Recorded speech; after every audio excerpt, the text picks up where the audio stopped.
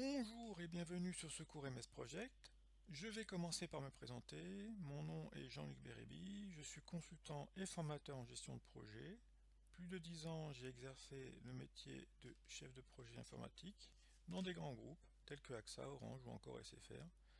Aujourd'hui, je suis formateur indépendant et je propose un catalogue de formation axé sur la gestion de projet et MS Project. En tant que consultant, j'interviens régulièrement en entreprise pour des missions de pilotage et de gestion de projet. Dans cette première session, nous allons faire un rapide rappel sur la gestion de projet. Nous allons voir quelques notions de base qui vont nous aider à utiliser MS Project de manière efficace et surtout de bâtir des plannings projets conformes aux standards de la gestion de projet.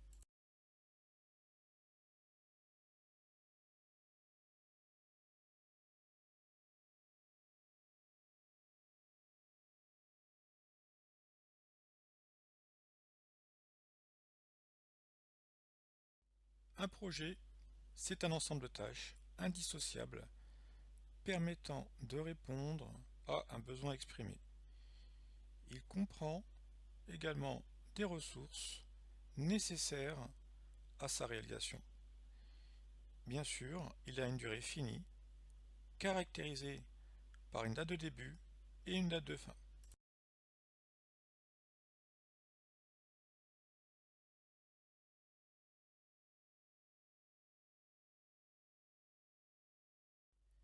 Le triangle projet avec la qualité, c'est en quelque sorte le périmètre du projet à réaliser. Les délais, exprimés souvent en jours, déterminent le temps nécessaire pour réaliser le projet. Les coûts du projet qui permettent de calculer le budget global du projet. Le principe de ce triangle, c'est que vous ne pouvez pas modifier le budget, la durée ou le périmètre du projet sans affecter au moins l'un des autres paramètres. Il faut parvenir à maintenir l'équilibre pour atteindre les objectifs du projet. En évaluant les risques du projet, on pourra plus facilement respecter ses objectifs. Pour gérer un projet, il faut aussi établir des étapes. Ces étapes sont connues, encore faut-il les respecter. En tous les cas, il faudra penser à faire ressortir les étapes importantes de votre projet dans votre planning. Car il ne faut pas l'oublier, un planning, c'est avant tout un outil de communication.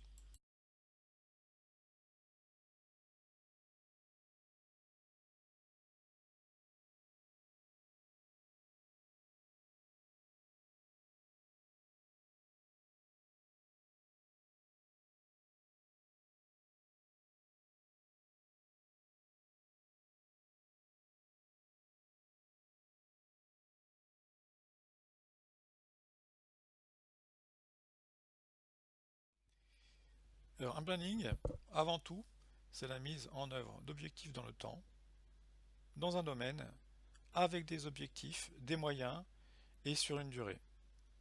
Il est important de bien maîtriser le domaine d'activité dans lequel on évolue pour faire un bon planning. Il faut mettre en place des objectifs SMART, c'est-à-dire spécifiques, mesurables, acceptables, réalistes et temporellement définis. Des moyens, on ne le dira jamais assez, il faut travailler avec des moyens et des outils performants. Tout cela sur une durée définie avec une date de début et une date de fin. Pourquoi créer un planning? Eh bien tout simplement pour communiquer autour du projet. S'assurer que les objectifs sont respectés, suivre l'avancement du projet pour pouvoir communiquer facilement et rapidement sur le projet avec des tableaux de bord par exemple. Et bien sûr, affecter les ressources et les moyens au projet, ce qui permettra par ailleurs de bâtir le budget du projet.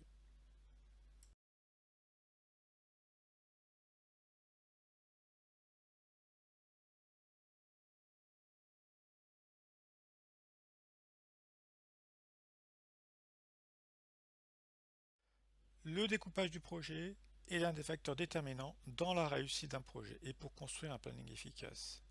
Il faut donc préciser ce qui doit être fait, c'est-à-dire en définant les tâches, par qui cela doit être fait, les ressources, comment les résultats doivent être représentés, souvent par des livrables, et comment valider par des jalons.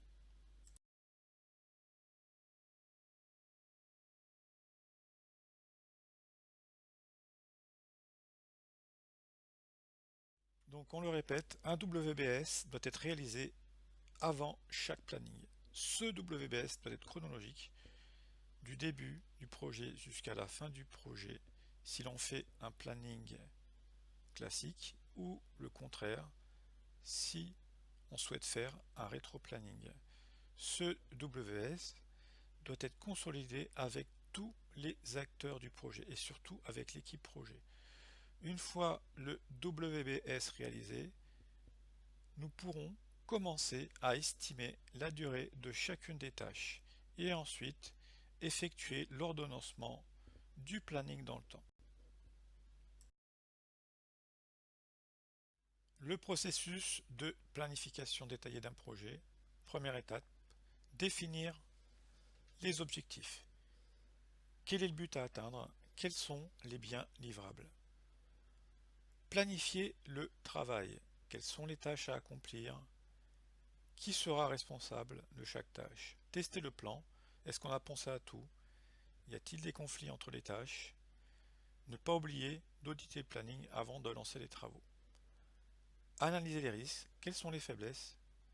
Comment prévenir les problèmes? Et surtout analyser le chemin critique. Définir les contrôles. Que doit-on faire pour éviter les surprises? Disposer de marge de manœuvre.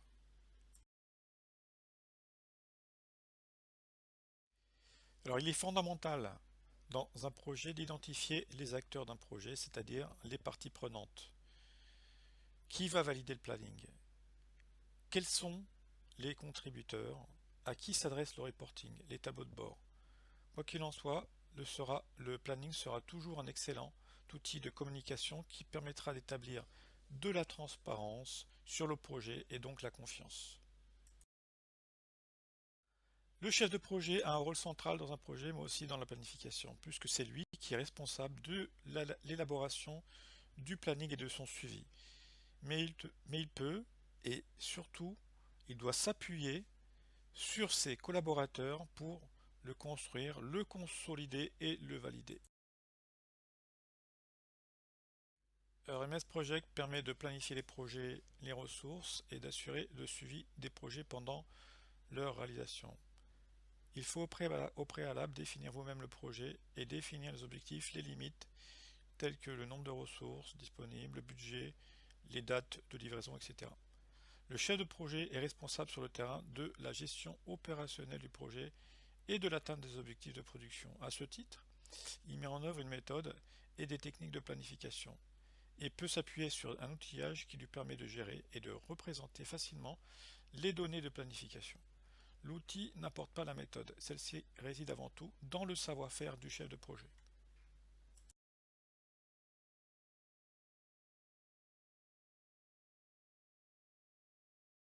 Alors des méthodes.